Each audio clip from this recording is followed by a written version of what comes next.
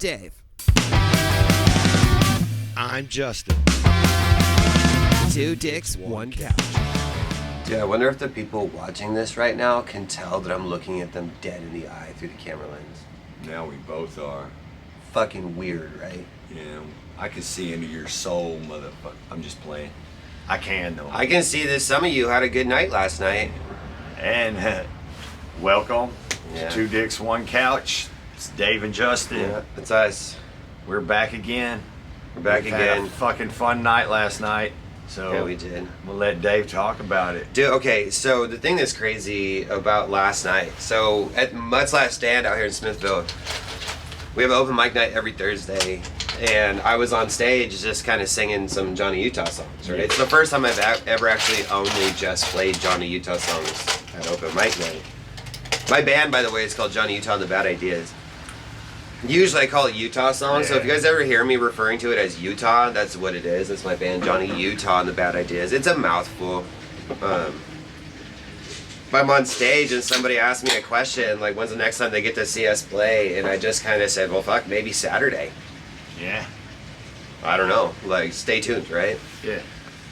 So this idea was hatched up Thursday night about, 9:15, right?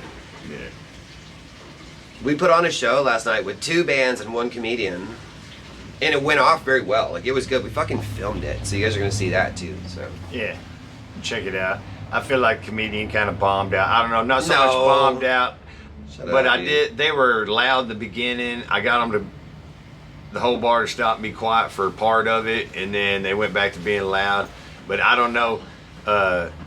One of my buddies in there, he goes, dude, what you trying to do comedy for between two bands? That's stupid. Ain't nobody gonna listen. They're gonna be all hyped up for the first band, then they're gonna be all chatty. I'm They like, were "Well, pretty hyped, dude." They were. So They were I don't pretty know. hyped. But I appreciate Johnny Sr. Yeah. That cat sat there and watched and laughed the whole time, Yeah. so I at least had one. Yes. No, but it's like cool. Like the fact that we're able to kind of pull this together in basically 24 hours. We recorded the music like live, right? So actually set up microphones live all over the streamed stage. Recorded the audio. We filmed it. We live streamed it last night.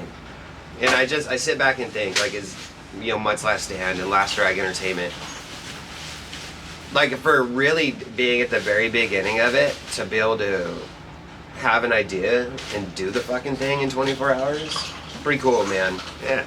It's DIY as fuck too, guys. Like, there's like this punk rock ethos that I kind of live my life by. It fits it sort of in there. Like, we just kind of said, fuck it. We got pulled together, did the thing. There was probably 30 people that showed up to watch.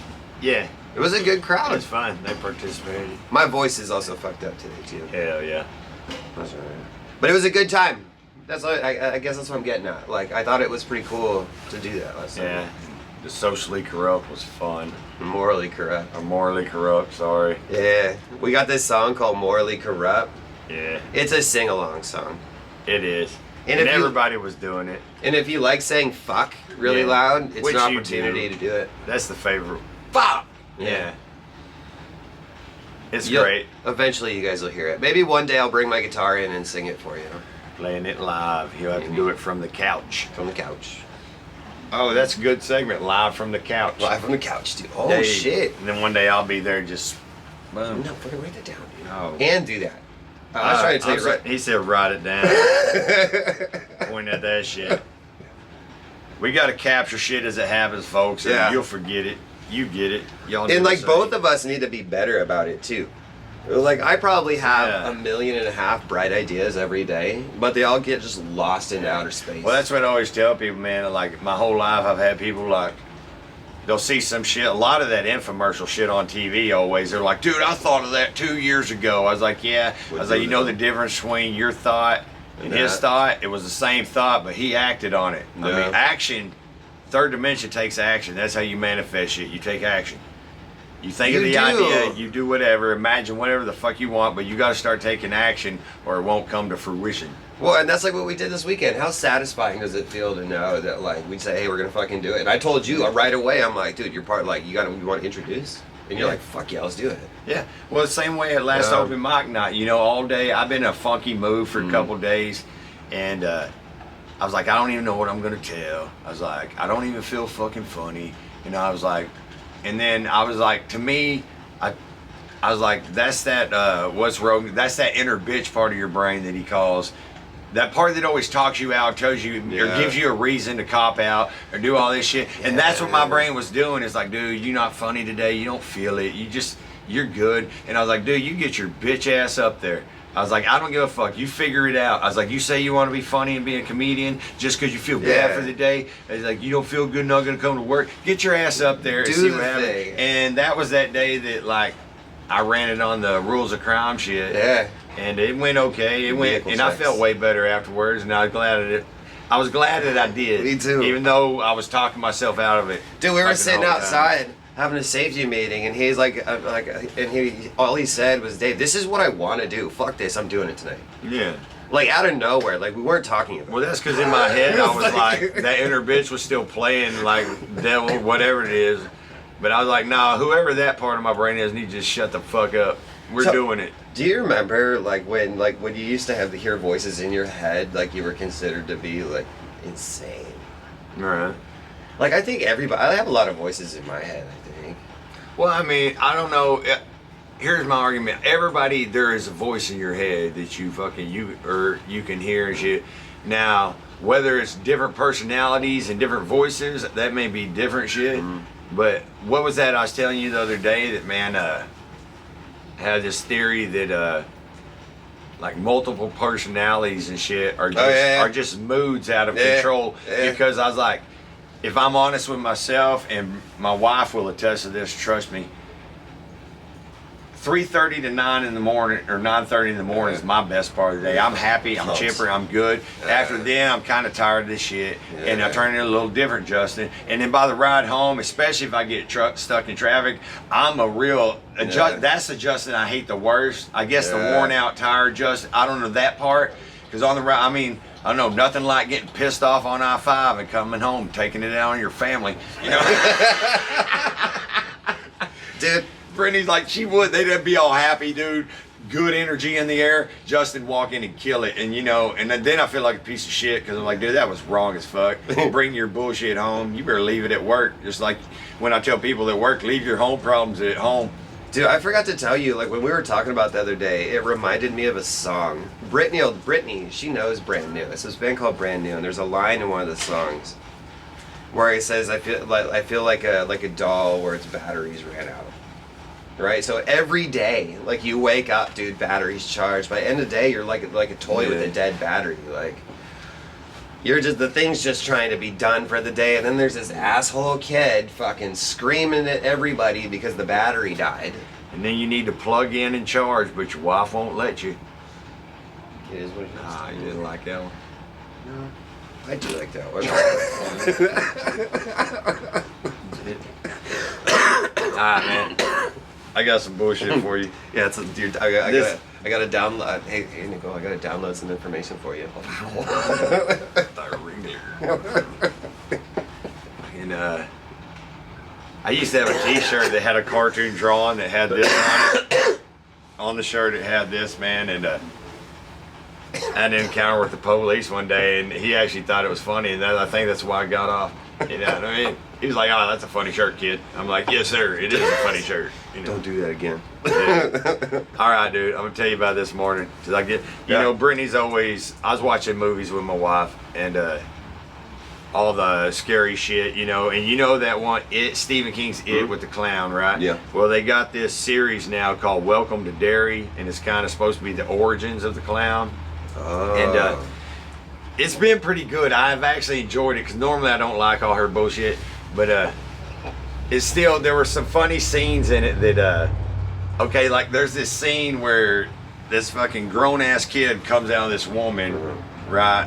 And they have the birth of this monster at the beginning. I'm not going to spoil it too much, but anywho, when she comes out of it, they had this whole interaction and shit, and this girl realizes she's still attached to the umbilical cord, and it starts pulling her back to it, you know what I mean? And I'm like, okay, in my mind, I'm like, so this shot they're about to show, is it gonna just be an umbilical cord up into an old hoo-ha? You know what I mean? Like, how are they gonna do this without it just being so pornographic, right? And what happened? No, what happened? What happened was this fucking, when it panned back, that motherfucker turned into like a piranha mouth and it grew teeth and shit. And I was like, whoa, you know.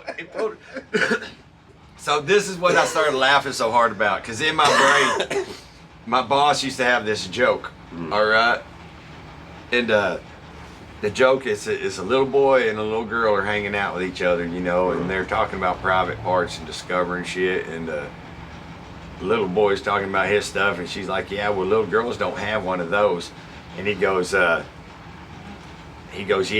He goes, my mama told me all about those. She goes, I need to stay away up from them because they got teeth. And she goes, they ain't got no teeth. He goes, yeah, no, my mama said they got teeth. I need to stay away from them. They got teeth. She goes, you want me to show you? So the little girl jimmies her pants down and shows him a little bit. She goes, look, see, there ain't no teeth. The little boy looks at him and said, well, I should think not. You should look at the shape of them gums. So then when I seen that fucking monster with the goddamn teeth, you know what I mean? I was like, holy shit, there's one with real teeth. That's hilarious. But yeah, no, that shows me great. It had a scene, like, they do great clips, like, there's a lot of them where they start, like, they get sick for whatever, and they're like, and as soon as the next clip was they're in the high school cafeteria and it's just dumping applesauce in their tray for their serving. And I was like, I started laughing at that. I was like, oh, that's some funny shit. And they did another one. But Welcome to Dairy. It's fucking funny, man. Dude, speaking of a show, I'm going to watch that because it actually sounds interesting. It sounds funny. Yeah. I want to watch it. But I told you about it, but it's called Suburgatory or Suburbatory, or I think it's Suburgatory. It's on Netflix. But, like, Rick and Morty, right? So you know the dad on Rick and Morty? Yeah, but the dad, exactly, right? Yeah. The dad, right? Yeah, so, Jerry. Jerry. So the same guy that voices Jerry is in you did. Yeah, you used to tell me about it. And it's crazy because I was just down. Suburgatory. Like purgatory, but suburb, like. All right. Sorry. But like I wasn't really paying attention. I'm just kind of sitting there and I'm like, it's Rick and Morty, dude. And I look and it's him. And then as you watch the show, it's like watching Jerry in real life. It's the same character. And by the way, highly recommend this show. There's only 3 seasons of it, but it's really well made. It's on Netflix. Netflix. But dude, like it's stupid funny. Like my favorite character is like this deadpan blonde teenage girl, like completely monotone. And every time she ends a conversation, like she's very nice and very helpful, but she's also an asshole. Yeah. Right? So it's just like, yeah, you're welcome. I worked really hard on this. I'm like, oh my god, it's gonna be so great. It's gonna be such a good trip. Like, yeah, you have a big head, so I got you a bigger rental car. Like just shit like that. And you did like she had like no expression. Everybody in the room is just like, huh? And then she just turns around and walks away. Like dude, it's so good. I recommend it to everybody as well. You should watch it. Jansen and my daughter Bella were arguing one time, and Bella's smart, so she'd grill on him and blah blah blah. And Jansen yelled back at her. He goes, "Well, you got the big brain, so why don't you figure it out?" Like, dude, you try to insult her, and that's not an insult. Your brain's big, you're smart, you do it, you know? That's what I've been fucking telling you this whole time, idiot. I'll tell you a better one, man, my favorite. One day, we're at the kitchen table, right? And fucking Jansen and Bella are talking shit, because we all just sat down, me and Brittany on each end, and we'd have dinner together. Brittany, like, you know, she grew up traditional and shit, and so we're having dinner, and they're sitting there, yeah, and blah, blah, blah, and Jansen threw like a piece of corn over at Bella. Yeah. So Bella scoops up a big old chunk of potatoes and does this shit. and I'm sitting there looking at him like, don't. And she does this shit. Then Jansen goes, sticks his face out there. As soon as he did that, my daughter said, blip, boom. And here's the funniest part, dude. It hit stuck like right here on his face. And those potatoes were fucking hot, bro. He goes, oh. And he wiped it off. And then he had like this big goddamn Gorbachev mark on his face. And I was looking at him and I was like, bro, I was like, you know Bella, you know, why would you provoke her? She's holding a loaded gun at your face and you stuck your face out there like, dare you? Like, I dare you. Shit. If you're gonna be dumb, you gotta be tough though. Yeah. You learn that. He is tough. And you're probably watching it. He stuck his face out and you're like, fucking send it.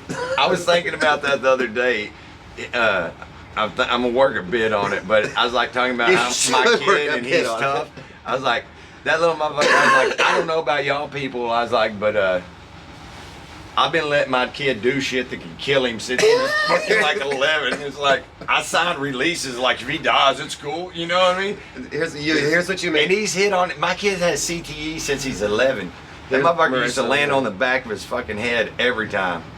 Dude, here's what it is, right? Like the bit will be about confidence, right? Mm-hmm. Versus consequence. You know what I mean? Like he had the confidence in that moment, like, what? Yeah. Kapow! Yeah, but you don't stick your face in the way of a gun, especially not when she's holding it. Because that's like life lessons, like confidence versus consequences, right? Because sometimes confidence like leads to some serious consequences. Shoot, I've been telling my daughter how to deal with males since she was little. When she was little bitty, man, we were partying at the house, you know what I mean? And she was so little she could like stand on the couch and be about head height with you. And I've been teaching her how to throw a real punch, you know, not that's just wow, you know, roll that bitch over them, you know what I mean? And she was little bitty though, and homeboy was drinking on the couch, and I'm like, dude, I was like, I taught that chick to punch. I was like, she already knows how to throat chop you, all that shit. And he goes, she can't throw no punch. I said, she can throw a punch. And he goes, Bella, throw a punch, man. Man, she buried it right in his fucking eyeball, and her fist was so little. Oh. Yeah, her fist was so little it missed the socket, so it just pushed his eye in. Oh, Dude, I laughed so goddamn hard. I was like, I told you, mother. Dude, you asked for it. Yeah, so, yeah. You asked for it. I told you I told her how to punch. You know? Kids are sponges. They learn quick. They do. Dumbass. They do very quick. Jesus.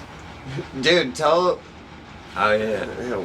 I don't know. You asked me that a long time ago when we was going to talk about it, but we didn't have to. What is it like to get on a bull? Well, you had something like that, or we was talking about getting hurt. Well, you think about it, right? Like, there's things that I want to do just purely because, like, jumping out of a fucking airplane. I want to jump out of a fucking airplane. I do. I know it's stupid. But we were talking about voices in her head, right? Like, I think I have two voices that are telling me to do stupid shit, and it forces me to be the voice of reason. You know what I mean? I think it's healthy. But I want to jump out of a plane, right? And like, so when I sit there, like those two voices in my head, they're like, I'll look at this fucking bull and they'd be like, nah. Well, like nobody inside the head is like into that. So what is it like the first time you got on a bull? Yeah. Like what was going through your First head? first time I even wanted to do it, I used to watch it on TV all the time, man, and I was intrigued by it, man. I loved cowboy shit, loved all that, and just watching TNN, Nashville Network, the Skeet Championship Rodeo, and I even got to go ride there. You know, took second one day on a Fu Manchu bull. It was cool. Hell yeah. Yeah, I don't know. I seen it, and I asked my stepdad, and we went out, and the first thing I ever got on, they were, I call them cutting steers. Brady Crumpler owns a damn ranch up there in North Texas, and they own a lot of cutting horses and stuff. So they got a lot of steers that they practice those horses on. They're big steers. I don't know, they're 600-800 pounds. Jeez. And so we ran up a couple of them, and I got on them, and I don't know, he took me through a little segment and shit, and those were a blur, really. I mean, you're so you so have no idea what to expect, man, and you think you do, you know, but actually the first 4 or 5 times you ride are kind of blurred till you can get time to slow down. And I got bucked off a lot. I didn't ride my first one till we went to Gary LaFew School, so it's probably the 7th time I got on. I finally rode one. And I got on one bull before that. They had a little black bull they brought up, man, and I got on him 2 or 3 times a week.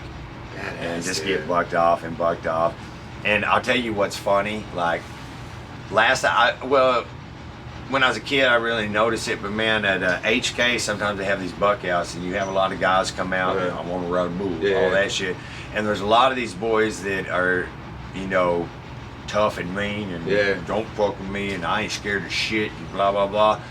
Yeah, that's my favorite one to watch get on, because when you run up a bull, then they get scared. well, no, I've seen them. I've helped them get on. I'm just like, hey, bro, relax. If you relax, the bull will relax. I was like, they feed off your energy. If you're nervous, because really, if you're down there shaking, some bulls know they can just start hopping around and they'll jump off of them. Like when I always tell Jance, I was like, dude, when you drop down on him, he goes to jump and just keep your knees up, let him hop around till he settles out. Do not get off him, because then he may start fucking with you. Yeah. You know, and but I've seen these boys get on there. They were bad motherfuckers. Oh, I can fuck anybody up, and then they're sitting there doing this. You know, they're mad. And I'm like, well, they realize, you know, I don't know. I was like, I hope you realize, man, as tough as you thought you were, there's scarier shit out there. Because, and that's the thing I was making fun about putting Jansen on, like, since he's little. I was like, I really had to, like, I didn't force him to do anything. I was like, you got to want to do this thing. I'm not going to, you know, because I see a lot of parents, man, and sometimes the kids are bawling. They're like, shut up, get on. You know what I mean? No, don't make them. Yeah, they're all terrified. Like, at a certain point, I'm like, dude, you want to or you don't, but I'm not going to keep showing up if you don't. I mean, I wouldn't want to put a kid. Well, I put him in, when he was 11, I'll show you the pictures. We'll post it of him in front of that fighting bull. No, we had a little red bull, a big bull. Yeah. And you could go up and touch his head, and here he came. And if you just step around, because if when the bull comes at you, you can sidestep. They follow motion, so you can do this way, go that way. By the time they swing around, if you can get between their neck and their shoulder, there's a pocket. Yeah. You just need to move to stay in that pocket. Yeah. But so Jansen, I got pictures of him with that bull. He's got his hand on their head. He's 11 years old, and that bull's right up his ass. And he made rounds with him. But then one day he tripped, boom, boom, plowed that little motherfucker, speed bumped the shit out of him, and it fucking kind of hurt him, and he kind of got nervous. And then the next day, he tried to step this way and cut back, and that bull hit him behind the arm right here. It punched him with the horn. So I thought it broke his arm when I seen it, because I was right behind there. It lifted Jansen about that high off the ground, and he floated from here to that camera and still landed on his feet. But then he grabbed his arm, was like, oh. And after that, he didn't want to fight him no more. He just wanted to get on him. Because that's like another part of it. I don't blame him. I don't recommend it. But and so everybody knows, like, these creatures are treated with respect. Like, these bulls are treated with respect. Oh yeah, they're taking These if you don't believe me, go watch the videos of these bucking horses are treated with respect. Of, like they're bucking horses. Forgive me for forgetting the stock on tracker, but a bull called Bruiser, man. He was a world champion bull several years in a row, and he lives better than you, I guarantee you. He has all the cows he wants to sire. He gets hand washed like a show calf. And dude, there's if you get on his back, you better hang the fuck on. The road going to our house, so there's two ranches on either side of the road, and they both have these fucking minivan-sized bulls, dude.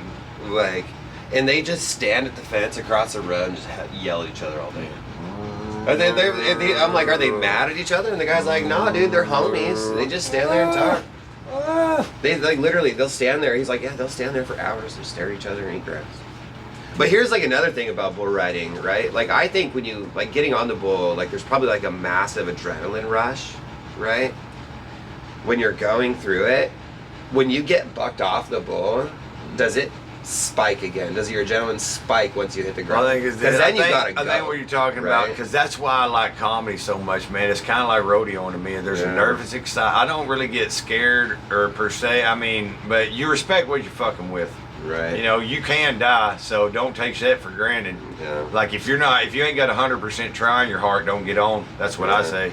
If you ain't fully committed, then you're gonna get hurt. You're gonna get hurt anyways. But if you're not fully committed and willing to sacrifice your body, well, I don't know what to tell you. But I really did. I loved it, man. I fucking loved it. Here's the thing I noticed, like, going to a lot of rodeos and, like, with Mia, because she was in, you know, Mia, she did barrel racing, so we're around that stuff. Like, the respect these people have for the animals, like, that's the part that, like the big takeaway for me from kind of like seeing it from behind the curtain a little bit. Like, there is a massive, like, unspoken respect for these creatures. Like, when you go to these rodeos, no, they take care of them animals. They 100%. do, and they don't. And everybody with the bull riding, if you're wondering, they think they put a rope. Everybody's like, they put a rope on their nuts. No, they don't. The way a bull's built is their balls hang here and they have their shaft coming down this way, and that flank goes between in front of the balls and on the shaft, just like it's Like a almost belt. Yeah, like a belt. It's like a top belt, and that's what they're trying to kick off. So it's not their balls. And It's the their only dong. dirty thing I've ever seen, as far as it was a dirty contractor though, man. So you got snakes in all places. Yeah. But the son of a bitch, he took one of them circle rings and it had about that much chain on there. So when he put the flank on, he would slide that around the bottom, and then when he cinched it up, there was a chain right there popping his. But I'm like, dude, you don't need to do that. So you gotta think, like, if my Even when you sort them, you don't need to hot shot them. A lot of Dude. times, once they know what that is, if you walk in sorting bulls in a pen and you want to get 3 out here in this, the more calm you are, all that hollering and shocking shit, stop it. You're just riling them up. Yeah. And once they know what a hot shot is, you can put it on the metal fence and just let them hear it. And I hate a motherfucker that just shocks the shit out of stuff for no goddamn reason. Yeah, I hate that shit too, dude. It's uncalled for. But dude, I gotta say, like, if somebody like snuck up on me and fucking tied a really tight rope around me, You'd start and, bucking like, too. and like my dong was in between like my body and the rope, like I'd start kicking motherfuckers, dude. Yeah, that's what they I do. would find that person and I would literally hold their face like over a curb. Well, that's what Until I they told untied me. when Jansen was started riding, and they're scared, and I was trying to talk to him about fear and overcoming it, and like, you can be scared, still follow through if you really want to, you know what I mean? But I was like, hey Jay, you think you're scared? I was like, look at it from some of these bulls' perspective. I mean, you got a lot of seasoned rodeo bulls that get it by now, but when you're a young bull and you're coming in, these people will shock you with shit. They run you in a box, they put a rope on you, someone climbs on your back. You don't know what you would be. I was like, it's more impressive that they act as good as they do. You want to know, like, when we want to talk about treating animals like shit, though, like, I think horse racing they don't treat animals well. Like, we have a horse. Her name's Ollie. She used to be a thoroughbred, racing thoroughbred, right? Mm-hmm. But when she came to us, when she came to the people before she came to us, like, I mean, this horse was maybe 900 pounds, maybe. And this is an 18-hand thoroughbred. But she tall. She won money. She's a money-winning horse.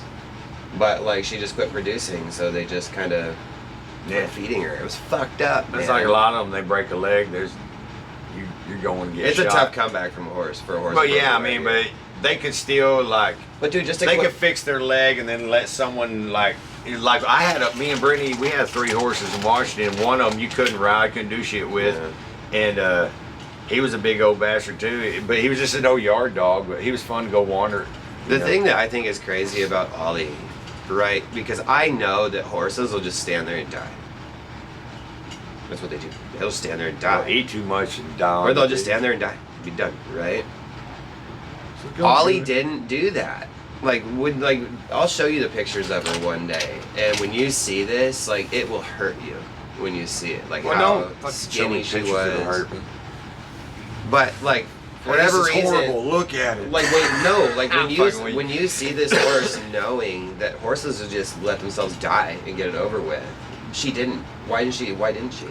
Because some horses got more spirit than others. She does. That's why some people pull through crazy shit. Some people just fucking lay down. She's such a fucking beautiful horse. She's such a fucking kind spirit, right? I think it depends on your determination of whether you still want to be around here or not. Horses are magical, fucking powerful creatures. They're inspirational. I'm allergic to them like a motherfucker, but I still. I know. I was thinking about that the other day because I when your mom was here, I pulled her to the side. I was like, dude, you got to roll on Dave about a bunch of shit, and so I can fuck with him on the podcast or whatever. And really, I was like, it's funny to me that what I learned is you actually grew up in the same setting, that the same shit I do. You had the horses, the ranch, but you were just so allergic. She's like, he really couldn't go out and fuck him up too bad. So I'm like, oh man, I was like, so his childhood was actually the same shit I was doing. So, but I was like, he couldn't go participate. So I mean, sure, you're inside, you bust that guitar. Yeah, dude, I grew up around cowboys and I have throat tattoos now. Yeah. I was like, it's impressive though. I was like, we really were around a lot of the same shit growing up. That's probably like, cause we're different by a minute, but I will say, like, real cowboys. he's my homeboy. Yeah. Real cowboys are the greatest fucking humans you'll ever meet, right? They'll take their shirt off their back for you. They'll move a fucking mountain for you at any point in time of the day. Yeah. and you expect can nothing in return. well, you can go to these high school rodeos and shit. You can let these kids run around, and you ain't got to worry about a goddamn thing happening to them. Because there's one thing around there, man. If any of them kids get fucked with, there's going to be 100, parents coming, hell coming down on you, man. Yeah, and then you see a lot of Biker rallies are the same way, man. You think they wouldn't be, but man, yeah. the ones I've been to, man, everybody was looking out for them kids if they were roaming. You know what I mean? Right. And Well, if you fuck with them, you're gonna get fucked up. Now you got these guys. They take on the persona of a cowboy, but they go down this road 70 miles per hour, blowing black smoke out the back of their truck, right? Listening to fucking Tyler Childers. Jacked No, up not truck Tyler and- Childers is too cool to involve in Jacked that. up Like, trucks never been off road. let's say Blake Shelton. That's a good one. I don't like Blake Shelton that much. Like, it's the kind of guy that listens to Blake Shelton with a cowboy hat, blasting diesel, the black smoke. Well, that leads me to another point. Is like, I always call it. I like men act like these dudes do this, or the Comic-Con guys are gay, blah blah blah. But really, man, in my mind, I was like, there's just tons of genre. Your cosplay genre is different. All you bikers wearing up leather, you ain't you ain't fucking bikers. All the bikers I know were pretty rough, man. And Me too. all the cowboys. Me too. All the cowboys. It's like too. there's cowboy cosplay, there's biker cosplay. But if you tell fucking bikers they're cosplay, They don't like that shit. what the fuck you talking about? I'm gonna prove it. Yeah, go ahead. Me and my buddies. Go ahead, fatty. I'll out jog you. Jesus. Got better cardio. All right, folks. I think we're out of time. We love y'all. See y'all on the flip side. Dave and Justin out. Two dicks, one couch.